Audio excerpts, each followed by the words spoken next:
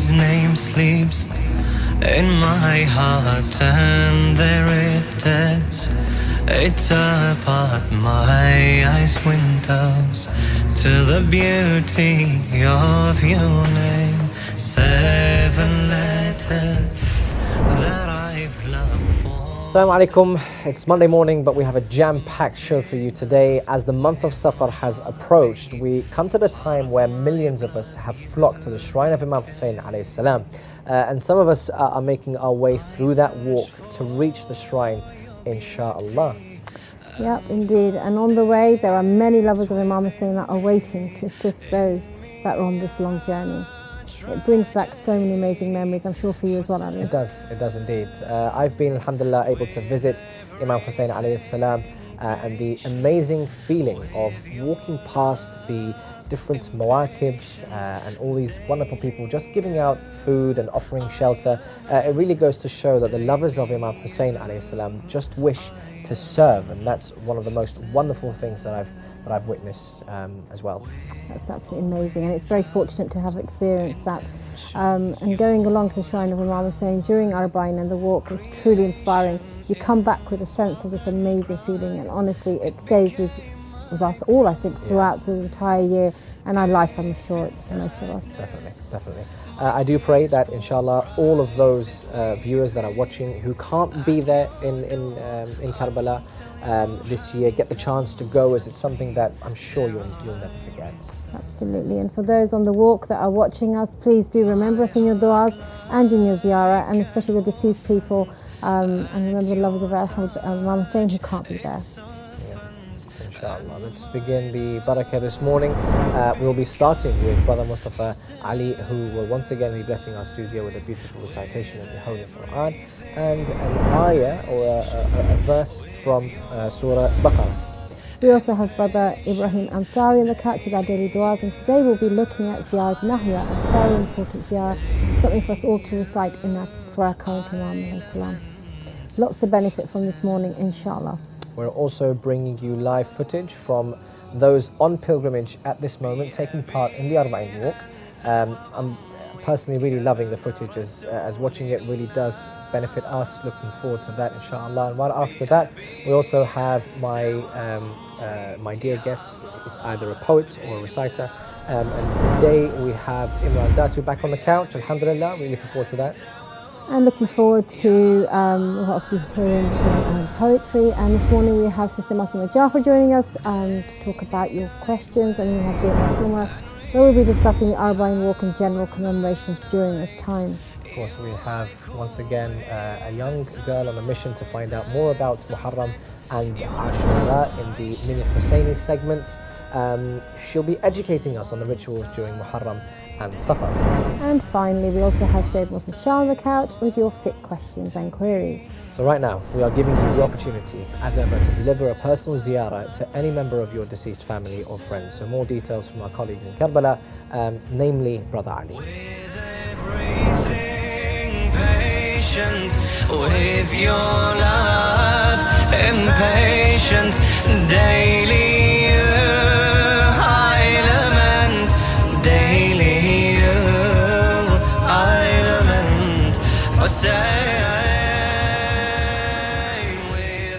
we are born with the grace of Allah subhanahu wa ta'ala. We learn to crawl, to walk, to read, and to write. We live our lives. We donate to humanity, we donate to society, and we donate to Imam Hussein alayhi salam. Before you know it, we die. We leave this life and we move on to the next journey. Morning Baraka is offering you the chance to help your loved ones on their journey. We are taking down names of your loved ones who are no longer with you to dedicate a recitation of the holy ziyarat of Imam Hussein to them. Our reciters will recite a ziyarat Ashura on your loved one's behalf right here from the holy land of Karbala and in front of the holy shrine of Abi Abdullah al-Hussein, Abu Abdullah. We understand the pain of losing a loved one and wanting to do the best for their akhirah. That is why Morning Baraka is giving you the opportunity to give comfort to those who have moved on. All we want you to do is to send in the names of your loved ones, family members, neighbors, friends, associates, and we will recite and donate to their akhirah only on Morning Baraka here on IMAM HUSSEIN TV 3. If you would like to participate in this initiative, please send the name of the marhum you would like the ziyarah to read for to either Morning Baraka at IMAMHussein.tv or comment your marhumeen's names on our Instagram page at IMAM HUSSEIN 3 TV, and we will make sure this gift reaches them. With your love and patience. Now it's time for our daily Quran with Brother Mustafa Al-Ali. Mustafa, assalamu alaikum. Alaikum assalam wa Hi, rahmatullah. how are you this morning? Alhamdulillah. Great, great. Today, inshallah, we'll be going through Surah Al-Baqarah, and that's chapter 2, verse 285. You're going to do of chapter of Surah Al-Baqarah, right? Inshallah. Brilliant, brilliant. Please.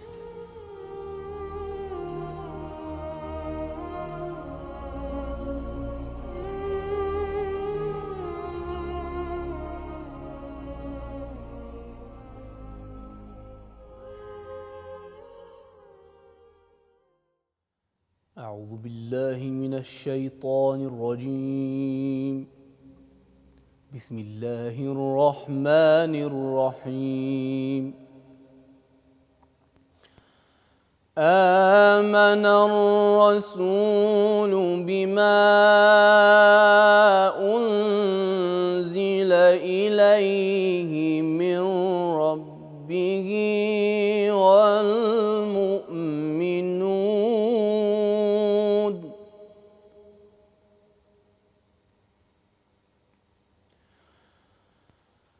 كل آمن بالله وملائكته وكتبه ورسله لا نفرق بين أحد من رسله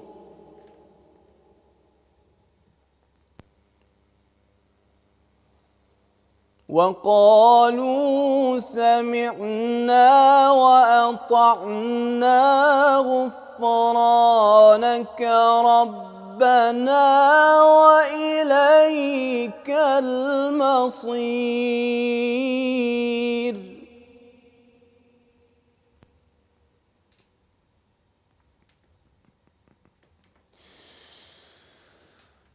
آمن الرسول بما أنزل إليه من ربه والمؤمنون كل آمن بالله وملائكته وكتبه ورسله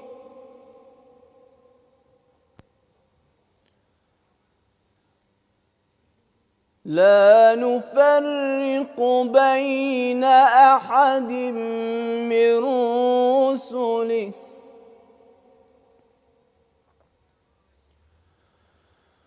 وقالوا سمعنا وأطعنا غفرانك ربنا وإليك المصير.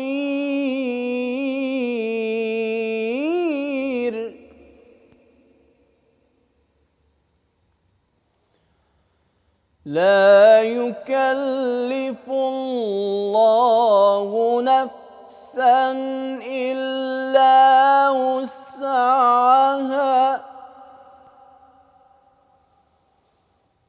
لها ما كسبت وعليها ما اكتسبت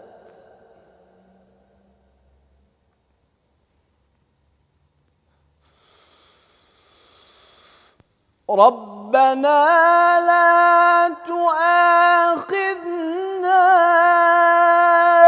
إن نسينا أو أخطأنا ربنا ولا تحمل علينا إصرا كما حملته حملته على الذين من قبلنا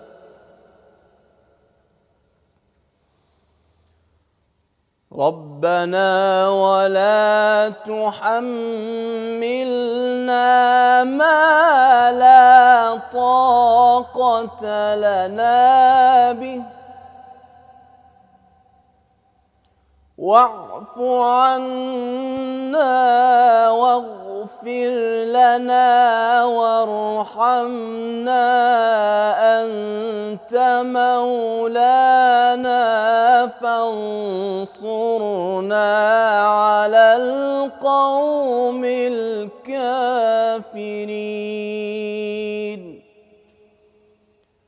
صدق الله العلي العظيم.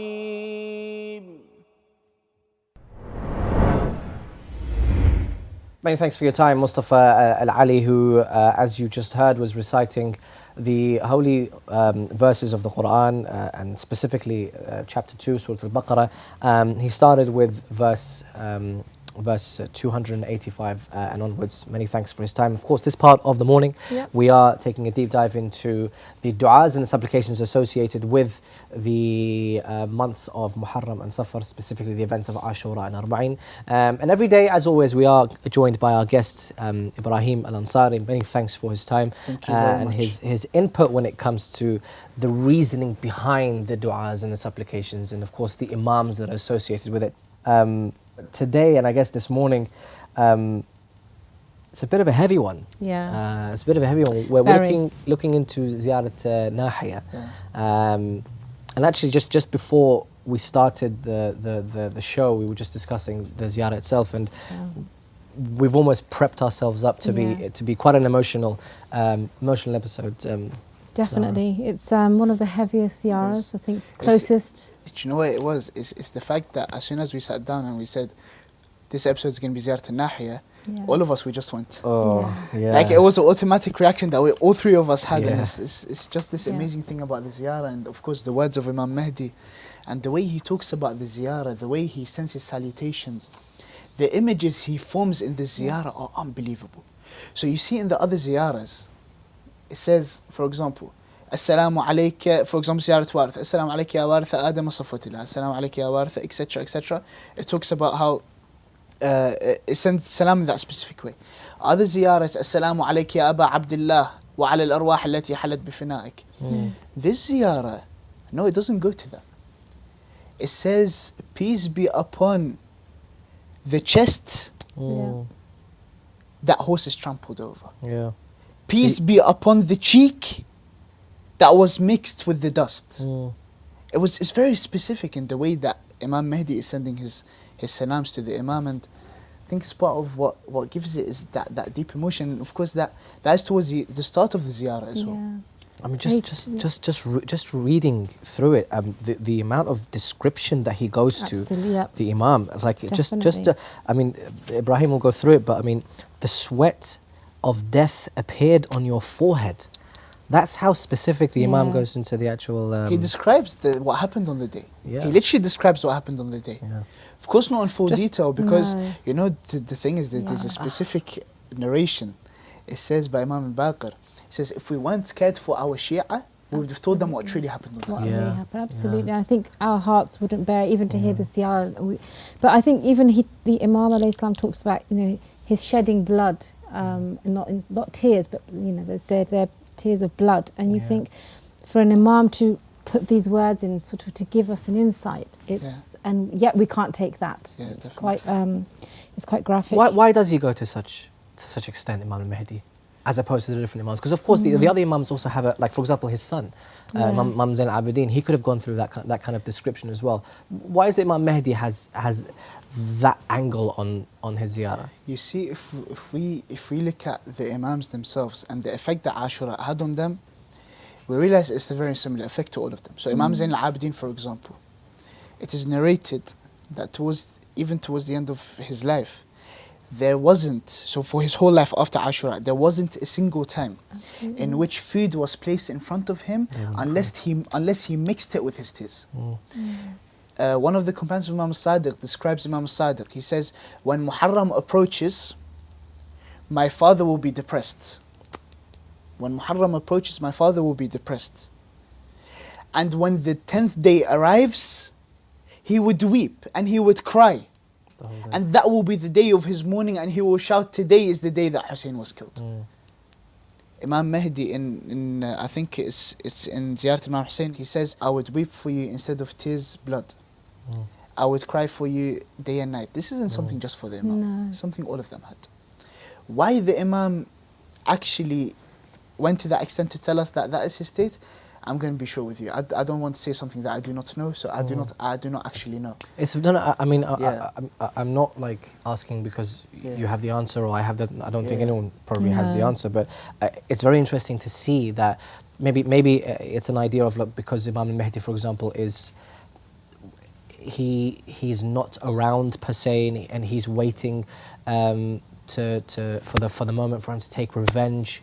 He I also don't know. talks about in the ziyarah about the time that he was not able to be there and how he wished to be back in Yeah. that time to assist him. Yes. And obviously not in the excerpt that you've been able. There's so much to cover in this ziyarah. There is. Honestly, because the producer asked me specifically to choose extracts from the ziyaras. When it came to this ziyarah, I just looked at it and I just sat down and I was, Where do you where do I start? start? Where do I finish? And even if you realize this specific extract is much longer than all the other ones, because I don't know where to cut it off. Yeah. I do not know. And I would say here that for any of the viewers who haven't been able to recite the ziyarah, haven't come across it, certainly do look it up. There are amazing recitations on YouTube, for instance, on channels, social media, where you can have the Arabic, the English translations, and it's something really that everyone should really be aware of. Definitely, The ziyarah. 100%. And it's a ziyarah that really, for some reason, I don't know why, but a lot of people during Muharram, they tend to not recite Ziyarat Yeah, it's unbelievable. But They in previous- tend to focus on Ziyarat Ashura. Ziyarat Yes. Ashura is amazing. Yes. With no doubt, Ziyarat Ashura is amazing. Ziyarat Warith is amazing. The Sanad for it is very strong, by the way. Yeah. Ziyarat Warith specifically, we've mentioned before, the Sanad is literally from the Ziyarah, is probably one of the strongest Sanads that we have. Really? Ziyarat Warith. I don't know why Ziyarat al-Nahiya is, there's a blind eye put to it. I don't know why. And it's sad. It's amazing because But I think to be honest with you, I'm sorry to cut you off. No. I wouldn't want to recite this every day. No, not I don't every think day. you I'm can. talking about Even- Muharram. yeah, you No, couldn't, you could you? couldn't. I'm talking about Muharram specifically. Yeah. Even Muharram, I think this is only That's the 10th day. the 10th But people day. don't recite it. Oh, The 10th day really? when you for example, we've all attended the Maqtal Yeah. as an example. Yeah. When we go to the Maqtal, it's one of the two. Either Ziyarat Ashura being recited Right. or Ziyarat Warith, correct or no? Yeah. That is before the Maqtal. The Ziyarah is finished, then the Maqtal starts. Why is Ziyarat This al-Nahi is not the being Maqtal, recited? though. This is the Maqtal. This is the Maqtal. The Maqtal is here. Yeah. Literally, this So long. ziyarah holds the Maqtal. And it describes it. And it describes, I don't know, it's I get think into this, it we're describes going to how- be getting for you to recite this, but just quickly that sometimes, been 10th of Muharram, haven't been able to go to the centres, and I have recited this. If going to certain imams, I've recited this. It's absolutely powerful, and it's something that connects you not only to your imam, but to Imam Hussein, and it's not something we should really allow to pass. But we are approaching sort of the last segment of this part of the show, Yeah. and if you could please recite and Inshallah. Yeah, I think what we'll do is, as Zara said, we'll dedicate the last couple of minutes Yeah. That's fine. for this segment, specifically for the. Should I just recite the Arabic, inshallah? Yeah. sure. Please. Just to introduce the part that I'm going to start on, before this, Imam Mahdi talks about how Imam Hussein gave advice, similarly to the one in Arba'in, how he gave advice and how he tried to advise them and bring them to the right path, and they didn't accept.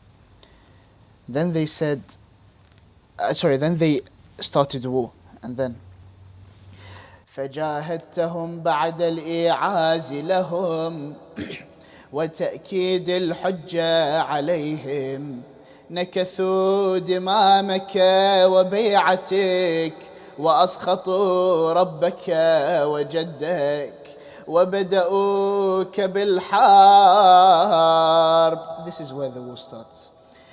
ثبت للطغن والضرب وطحلت جنود الفجار واقتحمت قسطل الغبار مجاهدا بذي الفقار كأنك علي المختار. Specifically mentioning how the Imam stood.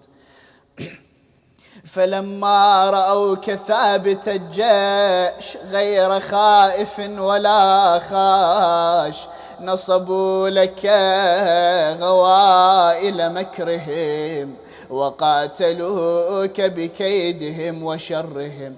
وأمر اللعين جنوده فمنعوك الماء ووروده وناجزوك القتال وعاجلوك النزال ورشقوك بالسهام والنبال وبسطوا إليك كف الاصطلام لم يرعوا لك ذماما ولا راقبوا فيك أثاما في قتلهم أوليائك ونهبهم رحالك وأنت مقدم في الهبوات ومحتمل للأذيات. قد عجبت من صبرك قد عجبت من صبرك ملائكة السماوات فأحدقوا بك من كل الجهات. I apologize أو صاحب الزمان but this is what you have written.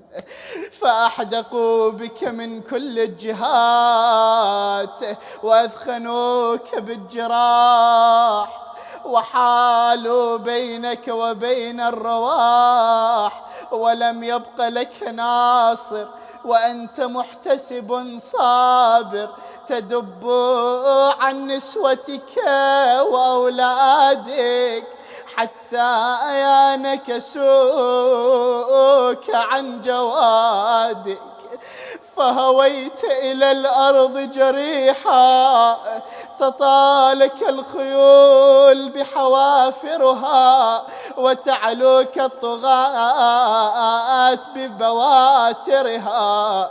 قد رشح للموت جبينك واختلفت بالانقباض والانبساط شمالك ويمينك تدير طرفا خفيا إلى رحلك وبيتك وقد شغلت بنفسك عن ولدك وأهاليك وأسرع فرسك شاردا إلى خيامك قاصدا محمحما باكيا.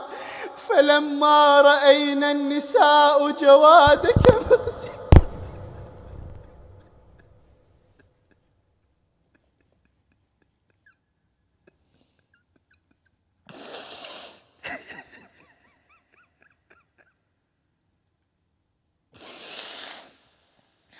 فلما رأينا النساء جوادك مخزيا ونظرنا سرجك عليه ملويا برزنا من الخدور ناشرات الشعور لاطمات الوجوه سافرات وبالعويل داعيات وبعد العز مذللات وإلى مصرعك مبادرات والشمر جالس على صدره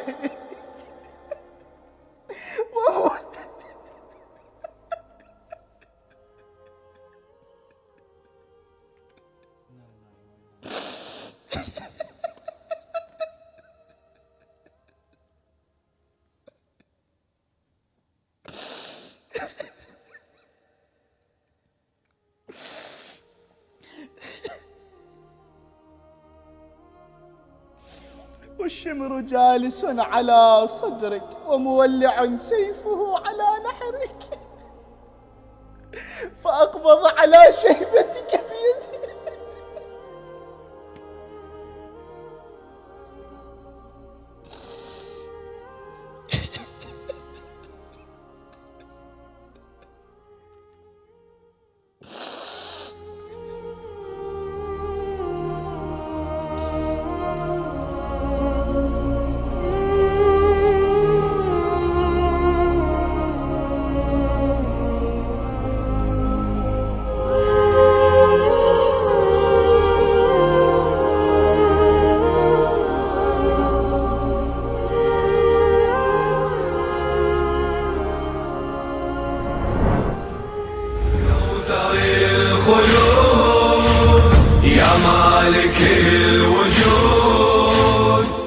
لبيك يا حسين. Walking with empty hands, searching your holy land. لبيك يا حسين. Wandering heart, don't waver, walking up to your Savior. Wandering heart, don't waver, walking up to your Savior. As you're visiting He who stood firmly on the plains. Where is Yazid gone? Come to see now. Where is Hussein? As you're visiting He who stood firmly on the plains. Where is Yazid gone? Come to see now. Where is Hussein? My name is Irfan Bimji. I'm from Orlando. This is my first experience for the Arbaeen walk, and it has been a phenomenal experience so far. It has been a very spiritual journey, looking at over 20 million people walk around, going to one place, one man who sacrificed his life 1400 years ago. It's a revolution, it's a movement that's literally taking place, and the whole world can watch it. You know, the spiritual upliftment you get on this journey, all your sins are wiped away as you make each and every walk, as you go through each and every pain, the test that comes through. It really helps you elevate your status. Now that you're making the journey to Imam Hussein alayhi salam, you're now going to him in this state where you're all dusty and you're all disheveled. You're going to him and telling him that I'm here for you, Ya Baraka. I'm here to answer your call that you gave 1400 years ago. Hal min nasir yansuruna. And I'm here to tell you that I'm here standing for you. It is now my turn to show up. Imam Mehdi is waiting and I'm here for him now. Inshallah, we'll keep coming every year till the Imam reappears and we take this justice again. والنهج كربلائي رايب يميني واحمل شعارك لا ما تذهلني كثر السيوف. He said to him, Imam, what did you just say in honor of these Zuwar? Do you know how magnificent it is that Imam al-Sadiq prays for you because you visited Abu Abdullah? Imam begins the dua with these wonderful words. Allahumma ghfirli wa li ikhwani wa zuwar qabri Abi Abdullah al-Hussein alayhi salam. Oh Allah, forgive me and forgive my brothers and forgive especially the zuwar of Hussein alayhi salam. If you took one look at me, many they came to ask for what people ask, and I'm asking you for nothing. I came to give my hand and to kiss your sand and to tell you thank you, my king. لبيك يا حسين, up to you we came, بين الحرمين, calling out your name. لبيك يا حسين, up to you we came, بين الحرمين, calling out your name, Ya Hussein. Welcome back, dear viewers, and as you've seen on your screens, Morning Baraka, the show Morning Baraka, and we have a Muharram special this series, as well as an Arbaeen special, as well as seeing on your screens right now the millions of people going towards Imam Hussein alayhi salam in Karbala. The walk is from Najaf, typically, the walk is from Najaf to Karbala itself, comprising of, I believe, 86 kilometers or maybe more. Around the 80 to 90 kilometer part. People walk all this way. So for the viewers in the United Kingdom, and this is probably the most I can relate it to, someone was telling me that it's approximately walking from London to Birmingham. And when people actually, when the West ask questions of, oh, why do people walk? You know, you guys look like you're crazy, for example, walking in the heat from one city to the other. Well, I say, well, on the other side, people do charity runs, people do charity marathons, where they walk from one certain area to another for a cause. And our cause is Imam Hussein. Our cause is to stand up and to show our support for a message which helps humanity, and that's exactly why we walk. And as you've seen on your screen, some amazing scenes there of people giving out food, people giving out, offering shelter, offering water for the many visitors of Imam Hussein alayhi salam. And on this part of the show, Morning Baraka, we are in the verses of love, and this is where we connect to Imam Hussein alayhi salam through emotions, through lamentations, recitations and poetry. Today we focus on recitations.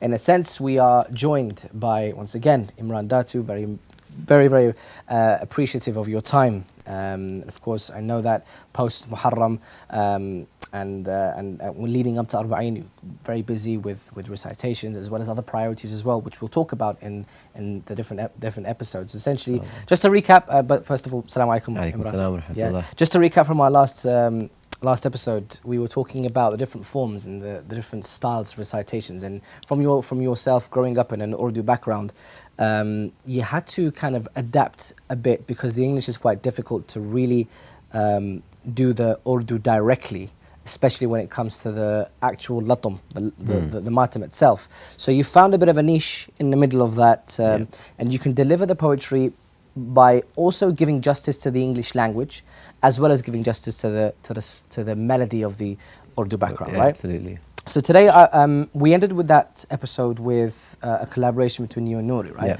And I want to talk about this for today because I know that within the whole Shia world, there's a lot of collaborations that happen between different reciters and poets, or reciters and reciters, or poets and poets.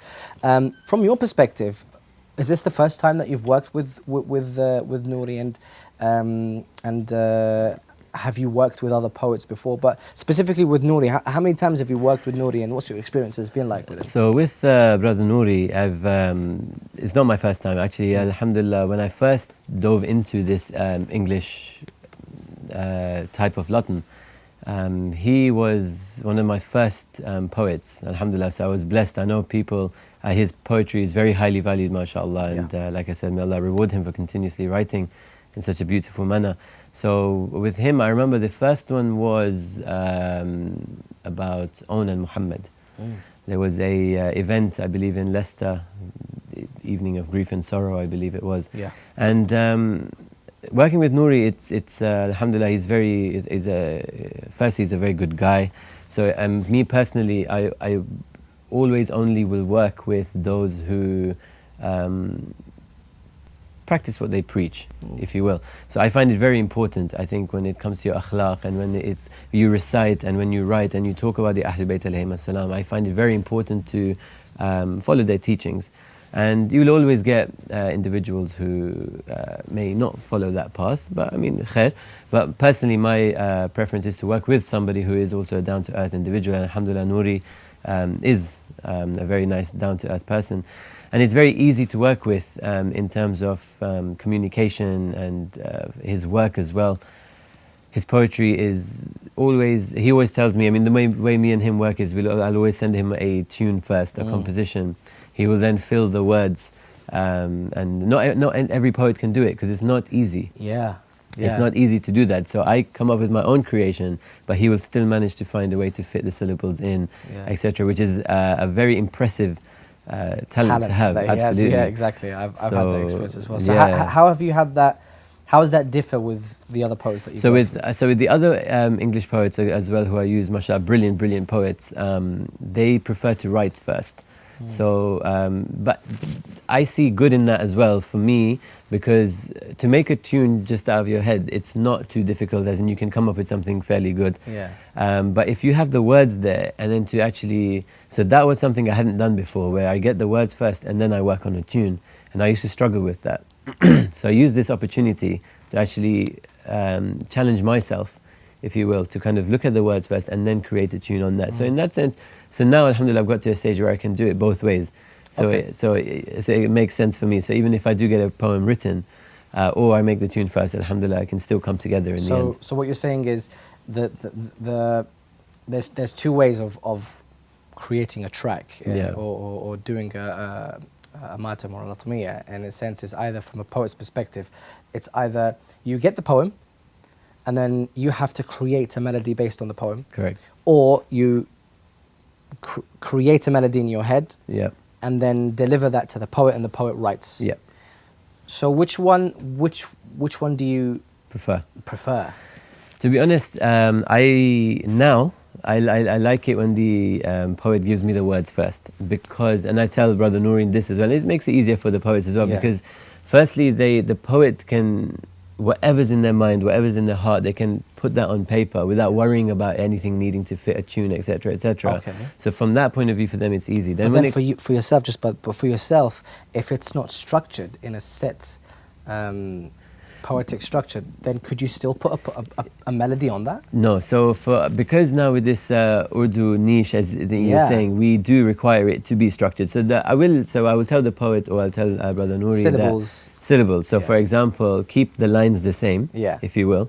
That just makes it easier, and it will fit into the niche that I guess we're working on. Right. But with that, it gives me the opportunity when I'm creating the melody because as you know, with certain words or certain lyrics, different melodies match to it. Yes. You can't have any old melody for, you need to have happy tones, sad tones.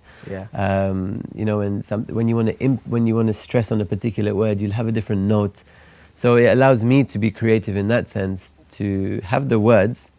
So the poet's been fully creative by not being restricted with anything but the lines. And I get to be creative when it comes to finding the melody. Do you find it hard to create a melody for yourself? I feel like, for me personally, I feel like if I get the poem, I can create a tune better than me just sitting down and then sort of humming and with myself. Yes, I think it's got to a stage now where I also prefer the words to come to me first, and then because of the no limitations of creativity then. So so you can, because like I said, with the lyrics and stuff, it will change, your mind will change, you will want to bring out emotion at particular places and stuff. And so I'd much prefer now having the words first and then creating the melody. Yeah. And how long has this been going? So with the English, we released my first English track, like a studio version, on I think it was 2 or 3 years ago. 3 years ago, I think now. So ever since then, and prior to that actually, wow, so it's been a long time now that you mentioned it. It just feels like yesterday we started the English, but it has, alhamdulillah, it's come a long way. And in fact, last year in my Muharram album I released, I didn't actually have any English tracks. But I was getting people ask me, why did you not release an English track? Okay. Because normally when you do it, they respond. Yeah. So which made me realize that, actually this really has an impact. And sometimes more than the Urdu, especially in the West, the English will have a bigger impact because they can relate to the lyrics, because they can also relate to the style. Yeah. So, and even when it comes to the way I see it is, when it comes to the Iraqi or Urdu, whatever, there's a plethora of reciters, and they're probably people better than me and you doing, the experts in their field. Yeah. Excuse me, and that's why I feel like within the English, myself, yourself, say Haider Jazani, and other reciters out there, I feel like there's a whole audience to be reached when it comes to English. Absolutely. Parents, I know that firsthand. Parents, they want to give a bit of value and substance to their children in order for them to listen to, and they want to use English. Because it's good for their children. So if we're not going to do that and we're going to stick to our Iraqi or Urdu, then it's a shame, right? Yeah. Because the need is out there. Absolutely, and it's that responsibility that we also have, being reciters. Exactly. To spread that message in the best way we can, even if that means using English. And it's a good thing. Absolutely, I think it's a very good thing. Yeah. So today we're focusing on collaborations. Who else have you collaborated with? So when it comes to poetry, in English, I've worked with Brother Raza Abbas Rizvi. He's a good dev, again, very, very nice guy. He's from Manchester. Again, so I love his poetry as well. And he's one that if I have any event coming up, even if it's like a couple of days, 3 days away, he'll write one for me. So and again, excellent work. English or Urdu? English. Oh, English. This is English, yeah. How does he differ to Nouri? So it's different because they're both, I guess, expertise in their own ways. So Raza, I feel, will focus more on the actual masaib of what happened. Okay. Whereas Nouri, also focusing on the masaib, he'll kind of, I guess, find different perspectives to put it with. Yeah. So it works. Again, you have to choose which poet for which event, and so things like that. And even there's Brother Zain Awan. From Peterborough, so he's with us, so he's just a doorstep away from me, so that's convenient in that sense. Alhamdulillah, great work on that he does as well. And when it comes to the tracks as well, do you pick and choose different poets? Yes, I like to vary the poets I work with, because so then it gives a different vibe, and different ideas come onto paper with each poet. Because if you use the same one, sometimes they can all blend in and have very similar ideas. Yeah.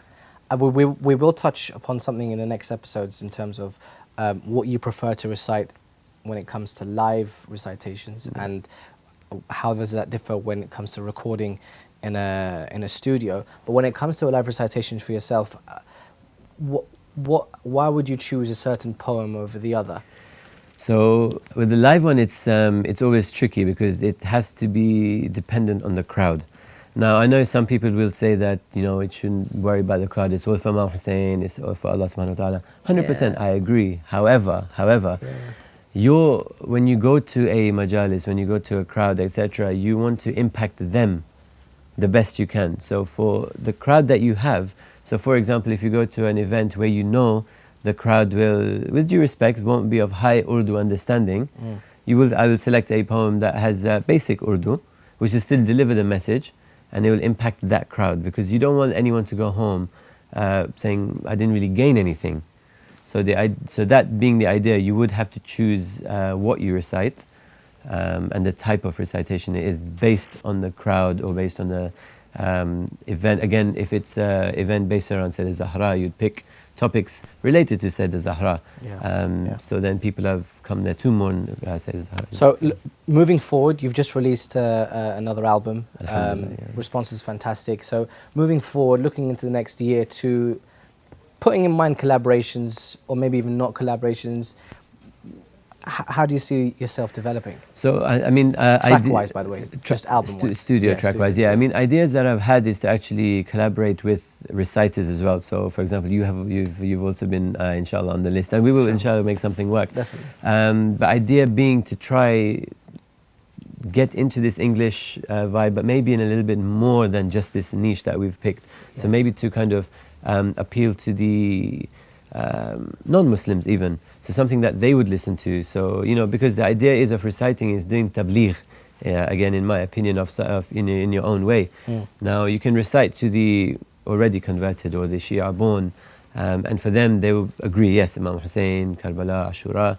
But you have the non-Muslims who, you know, like my colleagues, for example, naturally working with them, they will find out about this life you have outside of work, and they will be interested. But on, you know, on YouTube, things like that, if you just have Urdu, what they won't understand. They won't relate to them. So even English, but in this kind of Urdu vibe, I've had an experience. They do say, yeah, it's nice, whatever, but I don't see any impact on them. So I think what they listen to try attain, not obviously any instruments or anything like that, but trying to attain to those vocals, those things that they may be receptive to, talking about Imam Hussein. I think that's next. That's something has to be in the pipeline. It has to be. Yeah, and look, fascinating discussion. Really enjoyed it, and I think you've touched upon a lot of important stuff, which we'll definitely discuss in the next couple of episodes. But again, once again, thank you so much for your time, Imran. Really appreciate it. Up next, it's Dear Masuma with Zara Kazmi and Masuma Jaffer, and today they'll be discussing as what's currently going on. It's The Walk with Masuma Jaffer and Zara Kazmi.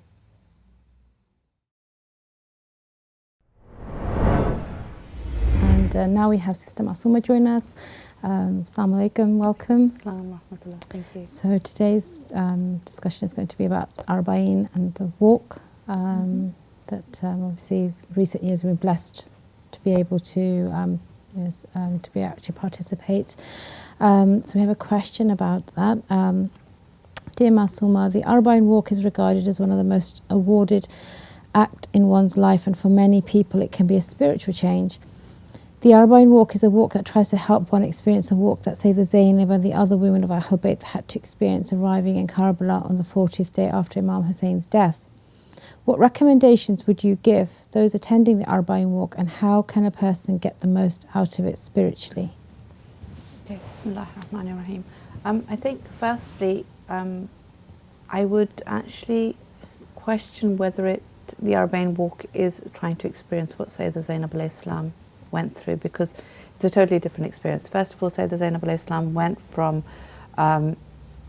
from Sham to Karbala to Medina. Whereas the Arbaeen walk is from different parts of Iraq to Karbala, generally from Najaf to Karbala for those who are coming from abroad, but then all the other villages that live in different parts of Iraq tend to sort of walk towards Karbala as well. So I don't think it is about experiencing what she experienced, because hers was very much sort of a lonely walk. You know, it was just the very immediate family members who went, and once they'd been released back, you know, to Karbala to sort of say their final goodbyes and so forth. But for those who have been on the Arbaeen walk, it is very much done with lots and lots of people. It's, you know, you feel the concept of the Ummah, you feel that love of Imam Hussein, you feel that concept of unity, and it's much more sort of it's bigger uplifting, isn't it? Yes. It's not a very somber event. It's everyone's. It's in the celebration of that love of Imam Hussein, and obviously it's commemorating a sad occasion, but it is quite. And then there's free food being given, and you know, free accommodation, and you know, lots of different. So I don't think you can say that the walk helps you experience what Sayyidah Zainab alayhi salam went through. I think that's probably the first thing I'd say. Yeah. And then it says, what recommendations would you give those attending the Arbaeen walk, and how can a person get the most out of it spiritually? Again, because it's such a huge thing and there's so much happening, it's very easy to get drawn into all of that. Distraction. Yes. So I think it's important to try to sort of think about what is it that I'm trying to achieve by doing this walk. Because if you think about it, I'm giving up time of being in the haram next to Imam in order to do this walk. So what is it that I'm trying to achieve in doing this walk? And I think that's something that I need to sort of self-reflect on before I do the walk. There are lots and lots of hadiths that talk about the fact that, you know, once you decide to go towards Imam Hussein, every step that you take, you know, you're rewarded, you get a good deed, and you know, your evil deeds are taken away. And there's lots of hadiths that talk about walking to Imam Hussein alayhi salam. But personally, what am I going to get out of it? And I think that's something that I need to reflect on before I do the walk. The other thing that may actually... so can I just, so based on what you've just said there, so say this person, you know, in, like we've said previously, in all our, you know, hope and efforts, we could never, you know, replicate that sad occasion of what the Al-Hubayt actually went through themselves. But if this person went with an intention that I am going in those footsteps of Sayyidah Zainab, and while I will realistically never match her pain and the difficulty, the loneliness that they would have felt, that this is almost a celebration of what the effort she put in to do that walk, and now the Ummah is united under their sort of, you know, they were the cause and we're the effect in terms of that their love was, it's shown in such an amazing way. So if this person makes an intention that actually this is the best I can do for Sayyidah Zainab, and they're not great at walking. I mean, I know women, bless them, that they've walked and had cancer in their foot and they've never been able to walk back home, but they've done this out of that love that, you know what, that's what drives me. And that actually is the only thing that can drive you doing that walk. You know, it's not easy. Some people have actually come out of it. I've heard them. I don't see any benefit in that. So it affects people differently, doesn't it? Yes. And while it's not easy for some people, the intention has to be something that, you know, like you're saying, what you're going to get out of it. But even if they thought it was for Sayyidah Zainab, surely... That's fine, but that's what I'm saying. I think personally, I have to decide, why am I doing this? Sure. What am I going to get out of it? Not get pulled into everything else that's happening around me. Because again, there's so many different people, so many different cultures, and just, you know, it's very easy to get into people watching. Yeah. So again, you know, then you get pulled away from the actual spirituality of it all. Again, like you said, it is a difficult walk. If you're going to do the, you know, like if you're going to walk all the way from Najaf to Karbala, that's what, 85 kilometers. And that's I like to say it's 90 because it just makes you feel a bit better. Okay, 90. And again, you know, so if it's, you know, we're not used to doing that sort of walking. So, you know, the pain that you feel.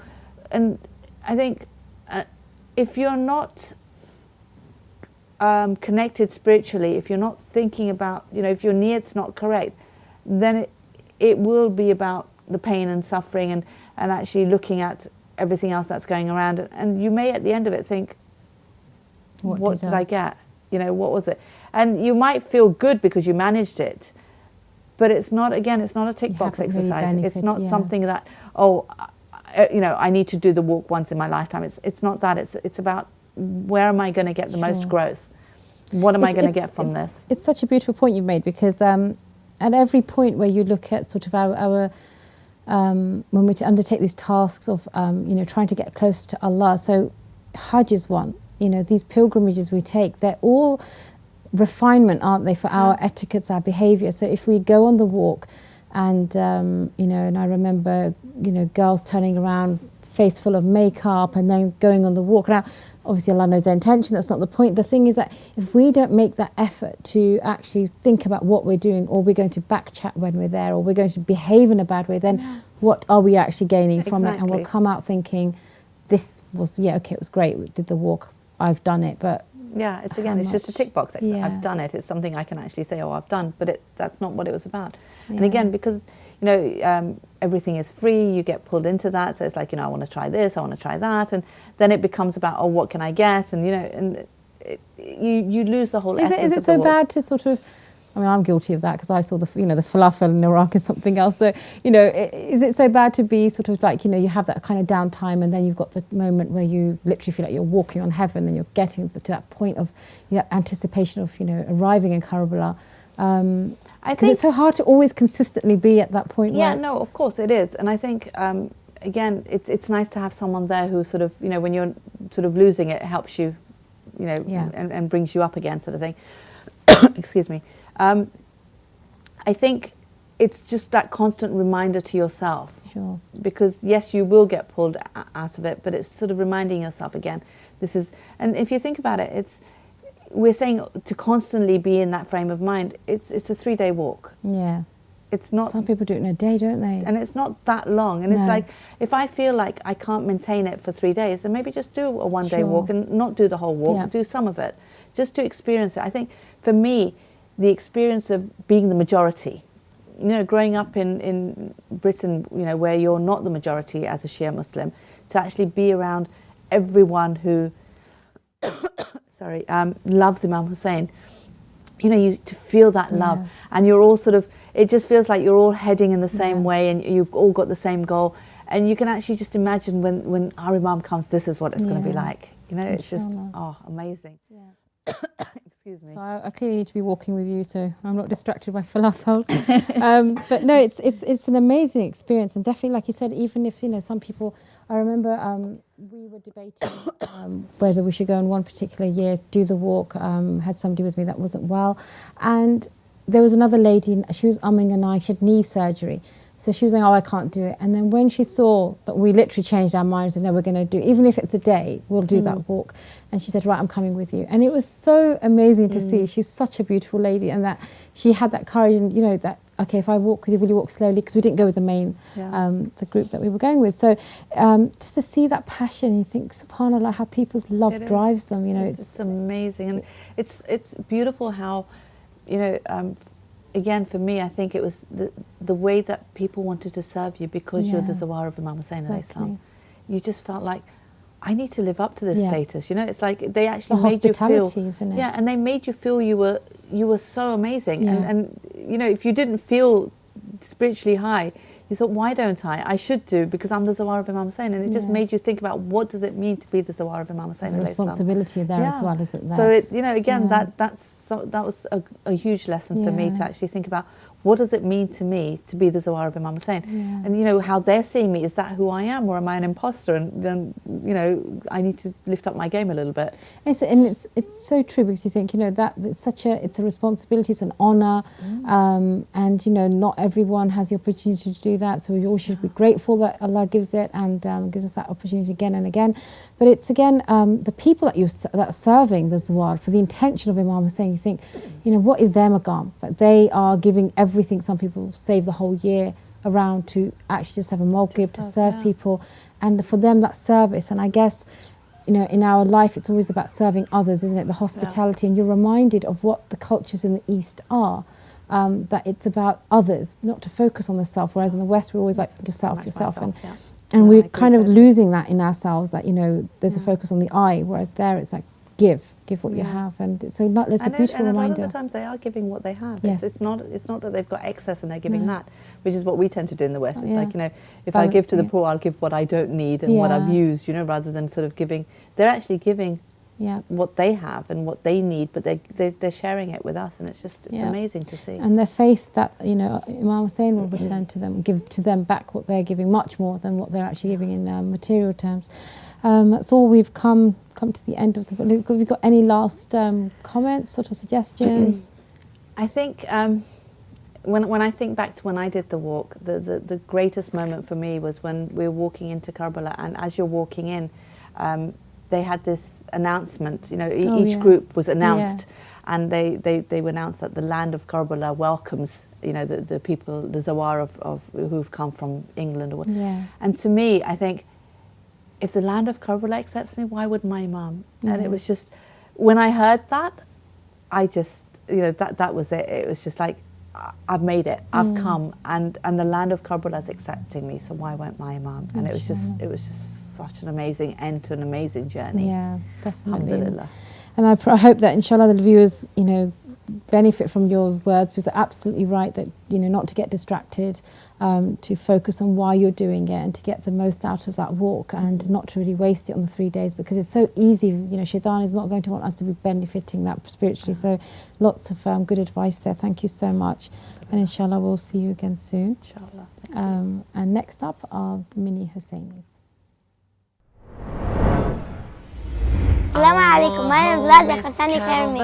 I'm here today at the new Husseiniya. I'll be joining the majlis and do a bit of interviewing. So come on inside and I'll tell you what I'll be doing. The lecturer has the role of teaching us many lessons, from the event of Karbala and the life of Imam Hussein alayhi salam. When they mention the stories of the children in Karbala, it shows me that anyone can be a khadim, no matter the age. We'll fly it forever. Our home is Karbala, where the youth of the Shia, Hussein's flag is our treasure. Assalamu alaikum. I'm here with Manhar, and he's a lecturer. And I'm going to ask him a few questions how to be a better mini Husseini. Assalamu alaikum. Wa alaikum salam. How are you? Alhamdulillah, how are you? Good. I want to ask, what made you want to give lectures? In actual fact, I wanted to give lectures because I feel like all of the lecturers up there are very old. They don't know how to communicate with the youth, with the younger children. So I felt that as a young person, I would communicate more effectively, better with the younger children by giving lectures on things that are relative to us in this world. How old are you when you start giving lectures? I was around 16 years old. Why do you recite for Imam Hussein alayhi salam? There isn't a better service that anyone can give to anyone else other than Imam Hussein alayhi salam. Imam Hussein doesn't need us, we need him. So we recite to get closer to the Ahlul Bayt, and we recite to get closer to Allah subhanahu wa ta'ala through the Ahlul Bayt alayhim salam. And that's why we recite for them. How do you prepare for the Rijali? So usually I have a topic that I want to talk about, and I have 3 subtopics, and I have those in my head, and in the lecture, number 1, do it, number 2, do it, and obviously I have background preparation and background research. Can you give me and the mini Husseinis a tip about serving Imam Hussein? I'd say learn about Imam Hussein, learn about his life outside of Karbala, learn about what he was outside of Karbala. Don't limit Imam Hussein to just 10 days. Learn because he lived for 58 years, not 10 days. So learn what he did throughout his life. Inshallah, you serve him the best of service. Thank you for your time. See you guys next time. Bye. Yes, many thanks to the young girl and her journey on Mini Husseinis. We are now part of the show where we're looking into the jurisprudential context for Muharram and Safar. In the previous episodes, we have discussed a lot of controversial, variety of topics, some controversial topics as well. Today, we're going to be focusing on what's called associating and disassociating yourselves from the disassociating yourself from the enemies of the Ahlul Bayt and associating yourselves with the Ahlul Bayt, but from a Muharram perspective. And myself and Zara are welcoming Sayyid Mohsin Shah on the show. As ever, we're going through the jurisprudence with yourselves. Assalamu alaikum, Sayyid. Alaikum salam wa rahmatullah. How's everything? All well? I'm very well. How are you two? Good. Fine, thank you. Welcome to the show. Good, good. So we have a question Okay. from a brother in Madrid. He says, Dear Sayyid, the oppressors and the killers of the Ahlul Bayt are sometimes loved by other sects in Islam. In Muharram especially, we learn and discuss these personalities. Many Shias see this as an opportunity to curse on these personalities. To what extent should the Shias do Lana and Tabara? So if you could explain really what is cursing and what is Tabara, just for the purpose of our viewers. Bismillah ar-Rahman ar-Rahim. The difference between La'an and Tabarra, La'an is when it's like a dua where you say, Ya Allah, please remove your mercy from this person. That's La'an. Which is an annihilation, isn't it? Without the mercy of Allah, what do we have? I mean, some people may feel that, oh, this is not really much of a curse or an insult, or why would someone say such a thing? But then it's like when you say La'an on someone, Allah remove your mercy, it's not just His mercy, but it's like His whole support and His whole His risk that He gives you and His sustenance that He gives you. Like, take that all away and just abandon this person. Now imagine being abandoned by Allah subhanahu wa ta'ala. That is a very, very severe, tragic instance. Exactly. So this is what we mean by when we say La'an. People would argue that, oh, is this really part of the faith? Oh, this is quite severe. At the end of the day, this is what Allah subhanahu wa ta'ala did to Shaitan. He sent La'an on Shaitan. And all Muslims all over the world send La'an on Shaitan. This is part of our faith. And it's actually mustahab to send La'an. So there's no, grey area here that is it accepted, is it not accepted? No, it's definitely accepted. And Tabara or Bara'a is to disassociate yourself from something. And we, as Shia Muslims, we always associate ourselves with good and with the Ahlul Bayt and disassociate from their enemies. And those people who had, their own evil agendas towards the Ahlul Bayt and towards Islam, and that even though they may have risen to the ranks and they may have had, you could say, a mask on their face and they assumed to be in a position where they were helping Islam, but really in fact didn't, we disassociate ourselves with those people and their practices. So how do we relate then La'na and Tabarra to Muharram? Because that's what the question is, I guess. In Muharram especially, we learn and discuss these personalities. Yeah. The best a'mal, they say on Ashura, is to send La'an on the killers of Abu Abdullah. Similarly, for example, similarly to Ramadan, one of the best acts actually on the night of Qadr, which is one of the best nights in the year, is to send your curses, shall we say in English, to Ibn Muljim, who the killer of Imam Ali, and that's part of a whole ritual of recommended acts. So in Muharram it's also the same. Indeed, on Ashura we are recommended to non-stop do the dhikr, Allahumma an qatlat al-Hussein wa awladihi wa ashabihi, non-stop. They say 1,000 times if you can in the day. So throughout the whole day, from Fajr all the way to Maghrib, people keep reciting this dhikr, and there's great thawab in it. Now people may say this is a bit extreme, or this is, we condemn those people for what they've done, but why are you sending La'an? No, the La'an was there and was introduced by our Ahlul Bayt. They taught us how to do La'an, and the La'an was there, and it's a practice of Allah subhanahu wa ta'ala, it's a practice of Rasulullah sallallahu alayhi wa alayhi, and this cuts off like our connection with anything that is to do with something which is against haqq, that we want to remove ourselves away from what is batil, what is falsehood, what is against righteousness and what is against justice. We want to remove ourselves from injustice and oppression and those people who represent that. I think that's the critical point, isn't it? That what a lot of people from other sects don't understand is that it's not Imam Hussein per se that we are looking towards and saying that it's his, he was a continuation of his grandfather's message. Indeed. And what people almost do is they differentiate the personalities of Ahl Bayt from the Prophet and say, no, you overemphasize the position of Ahl Bayt. But in fact, what the Shia say is that they are a continuation of the message of Rasulullah sallallahu alaihi wasallam. So how can you, one body and the limbs are no different. So, so by removing the mercy from the killers of Imam Hussein, it's the message of Islam, isn't it, that we're actually protecting? Indeed, it's the message of Islam that we're protecting, and also it is that we look for that day, that final day, where we are in, the day of judgment and in our akhirah, and that we are turning to Allah subhanahu wa ta'ala on our final destination, with the position where it really matters on that day in that realm. Please do not do not give these people the mercy, do not give these people any form of shafa'ah, abandon them, for they truly don't deserve it for what they have done. There was nothing but pure hate and anger and jealousy and just evil in their heart, that there's no evidence or no reason for them to commit them crimes other than pure evil and hatred towards their the Imam and towards Islam.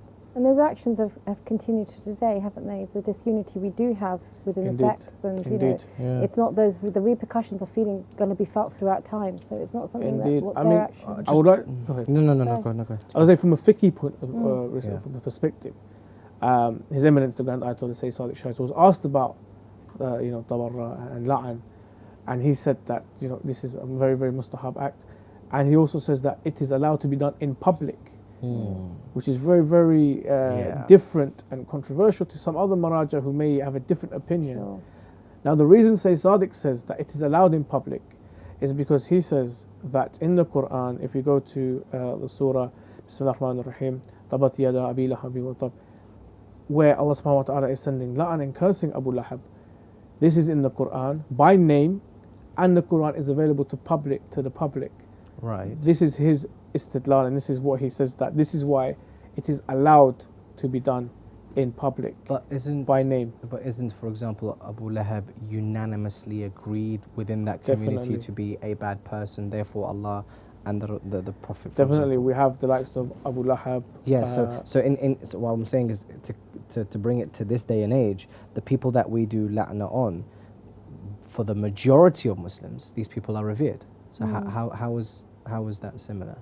So we have the likes of Abu Lahab, also Abu Jahl, and Umayyah. These people are unanimously cursed upon. Now the thing comes with, what about mentioning people who are revered as high in other schools of thought? Sayyid Sadiq hasn't given a condemnation or a condonation towards this act. He hasn't mentioned anything to say, yes, you should do it, and no, don't refrain from it. He's just said, this is the rule. But from his own actions, you can see he never meant that does such a thing. Right. So he doesn't. Stay away from it. He doesn't say his ruling, which he deems to be the ruling of Islam, what Allah subhanahu wa ta'ala wants, is that it is permissible. Whether you should do it or not, looking at the surroundings, looking at the people you're around, especially if your life will be put into danger, these things do need to be taken into account and will have an effect on the ruling itself. Yeah, because I think that where Islam is a religion of tolerance, respect, I guess. So to what extent should we then practice la'na or tabarra as a whole from the? I think if it infringes on the. It is very important that number one, la'na is mustahab. Secondly, la'na and tabarra needs to be there so we ourselves recognize the evils, the oppression, and the injustice by the enemies of the Ahlul Bayt. Otherwise, God forbid, there will be some sort of shift in our aqaid, where God forbid, we have Shia children that have the names of those who are not revered highly in the Shia community, and a sense of we are forgetting those who oppressed Fatima Zahra. I think that's the main issue. The main, very, very important. And also we must think to ourselves that on the Day of Judgment, where will we stand when Sayyidah Fatima comes to us and said, okay, so you didn't curse these people who did this to me?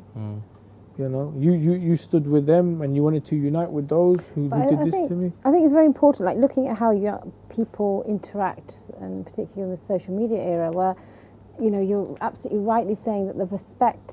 So there's one action that you do that, you know, obviously you outright in your heart saying, I do not want to follow the actions of these people that oppressed Ahlul Bayt.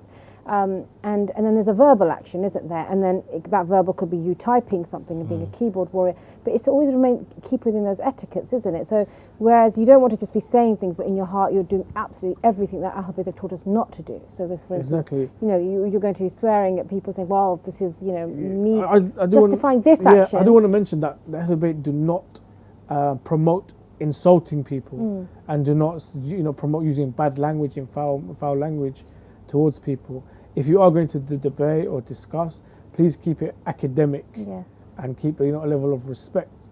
But on the other hand as well, I want to mention is that you see the Sunni brothers and sisters, they say that Abu Talib was a kafir and they'll say that he will go to hell. They believe this.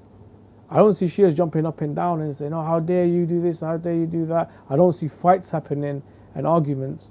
You have an opinion, I have an opinion. It's okay. And in the Shia school of faith, there's discussions going on who Abu Talib really was. Some even go to the extent saying he was the hujjah of Allah subhanahu wa ta'ala before Rasulullah sallallahu alayhi wa alayhi. And there's hadith by Imam Sadiq in regards to this. So this is the level that we put Abu Talib at. And then on the other hand, it's the total opposite. But there's no fighting, there's no arguing, there's no how dare you this and that. It's very, very peaceful. It's very respectable. Okay, that's your opinion, which is the total opposite. That's fine to your religion and to me my religion. How important is it to say, you know, if people say Abu Talib's ending up in hell, well, you know, whoever's going to hell is God's decision. It's not yours, not mine, not anybody else's. So do we really, like I say, you know, sticks and stones won't hurt me? If someone's going to say that, how much should we really take it to person and say, actually, I'm going to fight this down with you because, you know, how dare you speak like that? Because at the end, you have that confidence, you have that knowledge that it's the last place he's going to end up. I think it's a matter of like real insecurities because from a Shia perspective, we know there's a breadcrumb trail of everything that we believe in, and there's no hidden secrets here and there. There's no misconceptions. There's no discrepancies. Everything is black and white. We're clear, you know, in terms of how we got our religion today. I think with the other schools of thoughts, because there's a bit of discrepancies, there's a bit of contradictions here and there. There's always a bit of a question mark in the back of their minds, especially since they're not allowed to ask questions about what happened in history. And that is the main thing, because they're not allowed to ask questions, and they're really, you know, spoon-fed from a young age. This is what happened. This is what you've got to stick to. Then it becomes an issue of, well, no, we revere them so much, and we can't have anyone speak badly about them. As you were saying, I can just sit back and relax, knowing I'm very confident as to the history when it comes to Abu Talib, for example. But when it comes to them, it's a matter of insecurity. I think. Is that definitely? I think so, and I think that when we send La'an, and if they were, you know, let's be honest with the Sunni brothers and sisters, they do get upset when we say La'an. And on the other hand, they do get upset when we don't do La'an because they know we're hiding something. They live in, it is 2018, right? They have access to Shia books and Shia theology. And they know our stance when it comes to their revered figures. There's no need to, like, you know, beat around the bush or try and play happy families here. They know what it is. And to be honest, majority of them are more than happy to have a civil and liberal and accommodating relationship with you, where you could keep that in the, you know, at the back of the relationship. You don't even need to mention it and bring it to the forefront. Or if you want to have a discussion, you can have a very academic and respectable discussion on this topic. But that doesn't change our stance and how we revere them. And behind closed doors, they know exactly what's going on. But it goes on with a lot of contemporary issues today as well. There's a lot of things that we are forced to say that we have to agree with. And actually, personally, we don't agree with them religiously. But it's okay to be respectful and sort of maintain your silence. But, you know, to have an academic conversation and not to allow emotions to run, that you are then jeopardizing any chances to learn from each other and actually sharing ideas. And again, your belief, know what you want to believe and knowing that's in your heart. And but I think that's the end of the last comments. I did kind of want to ask in terms of the Ahlul Bayt alayhim themselves and their stance when it comes to tabarra. There's not. I mean, they just very top line. Quickly, unfortunately, they lived in a time where Shias were persecuted at such a high level that they couldn't really even mention the names properly in Ziyarah Ashura. Ziyarah Ashura is the biggest evidence that we have to that you can say La'an and take names as well. But there is a section where it says Al-Awwal, Al-Thani, Al-Thalith. And there's a reason for that, and that was the political situation at the time. Now, there are arguments going on today that we don't live in a situation like that anymore, and maybe we can start to use names. Others may say, no, you use the name, and then things start happening abroad in other countries. Yes. So my advice to our Shia brothers is that please go towards your marja, ask what your marja says, to do what your marja says, look into the topic, realize the sensitivity around this topic. But behind closed doors and with your Shia gathering, please do not walk away from your aqaid and your true beliefs, and always stay against the enemies of those who oppressed and were unjust towards the Ahlul Bayt. Absolutely. Thank you so much. Very interesting and knowledgeable conversation. And shall we see you next time? Have a blessed day.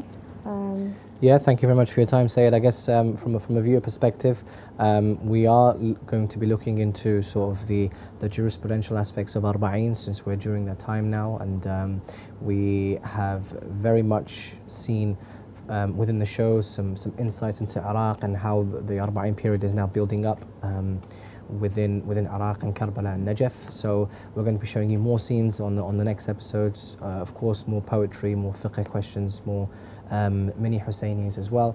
Thank you so much for your time, Sayyid. Thank you for having me. From myself and Zara, once again, have a very blessed morning. Wassalamu alaikum wa rahmatullahi wa barakatuh. Hussein